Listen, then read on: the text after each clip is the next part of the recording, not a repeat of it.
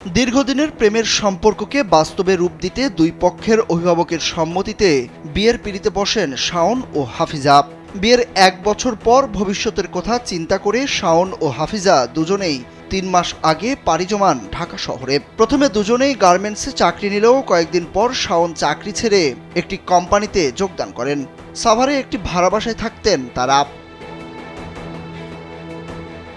সোমবার সন্ধ্যায় শাওন ডিউটি শেষ করে বাসায় এসে তার গ্রামের বাড়ির এক আত্মীয়ের কাছে ফ্রিজ কেনার কথা বলে 5,000 টাকা ধার নেয়। হাফিজা রাত 9টার দিকে গার্মেন্টস থেকে বাসায় ফিরে। এর পরের গল্পটা সম্পূর্ণ ভিন্ন। ইডেন বে কক্সবাজার সমুদ্র সৈকতের উপর নিজেদের একটি ঠিকানা। মাত্র 5 লাখ টাকায় আপনিও হয়ে যেতে পারেন এই হোটেলের মালিক। দীর্ঘ 1 বছরের সুখের সংসারে হঠাৎ কি এমন হলো যে এই দুর্দশা নেমে এলো তাদের জীবনে? পরিবার পরিজন সবার একই প্রশ্ন, কেন এই কঠিন সিদ্ধান্ত নিল তারা? প্রেম করেই তো বিয়ে করেছিল, তাহলে কেন এই দিন দেখতে হবে তাদের? আমার ভাইয়াই ফোন দিয়েছে, ফোন দিয়ে খবর আনছো? কই না ভাইয়া, কি খবর? আমি তো বুঝছি বুয়াতে এমনি অসুস্থ মানুষ। শাওনের বউ বলে গলায় ধরে দিয়েছে। এই তো আমি শিক্ষা লইছি।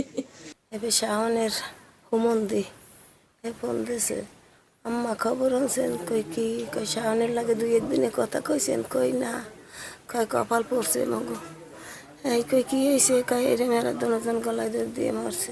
সোমবার রাত 10টার দিকে দুজনেই একসাথে একই ঘরে আত্মহত্যা করেন। বিষয়টি তার পরপরই জানাজানি হয়। একই রুমের মধ্যে স্বামী স্ত্রী দুজনের আত্মহত্যা করার বিষয়টি নিয়ে সকলেরই প্রশ্ন, কি হয়েছিল তাদের মধ্যে? কেন একই সাথে এই সিদ্ধান্ত নিল শাওন ও হাফিজা? তাদের এমন সিদ্ধান্ত কোনোভাবেই মানতে পারছেন না স্বজনরা। দরজা ওরা খুলতে পারে না। এইবার আমার হাজবেন্ড কইতেছে যে দরজা তোরা ভাঙ, ভিতরে ভাঙ। তাই ওই উপরে হইলো ওই সিটকেরি ওই লাগান না। এইবার হইলো ওই কি আইনে জানি ওইটা খুললে উঠতে পারি। শাওনের মায় কানতে আছে যে আমার কপাল পড়ছে, শাওন বলে গলায় ধরে দিয়ে মারা গেছে। বলতেছে যে শাওন এবং শাওনের বউ দুজন আত্মহত্যা করছে, মানে গলায় দড়ি দিয়েছে, এরকম একটা কথা শুনছি। পরে আমি সকালে ফজরের মানে একটু ফসা হয়েছে, তখন আমি চলে আসছি বাসায়। আইসা শুনি যে কান্নাকাটি করতেছে এবং বলছে 10:30 11টায় তারা খবর পাইছে যে দুজন নাকি মানে আত্মহত্যা করছে।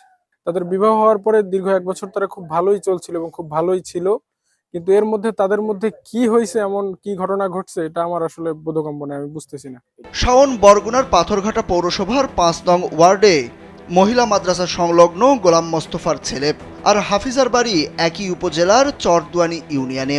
বিষয়টি নিয়ে পাথরঘাটা থানার ভারপ্রাপ্ত কর্মকর্তা মেহেদি হাসান জানান, যেহেতু ঘটনাটি সাভারে ঘটেছে তাই তাদের কাছে কোনো তথ্য নেই। আমাদের এখানে কোনো কিছু করার নাই, আমাদের এখানে তথ্য নিয়ে লাভও নাই, কিছু করারও নাই, ঠিক আছে? ওই যে ছেলে মারা গেছে, আইনানুগ কোনো ব্যবস্থা এখানে গ্রহণ করার কোনো সুযোগ নাই, ঠিক আছে? যেহেতু ওইখানে মারা গেছে, যা কিছু ওইখানে হবে সবকিছু, ঠিক আছে? ভালোবেসে বিয়ে করে যেখানে সুখে শান্তিতে বসবাস করার কথা, সেখানে একসাথে স্বামী স্ত্রীর আত্মহত্যা পরিবারকে নির্বাক করে দিয়েছে। সুরজ আহমেদ, কালবেলা।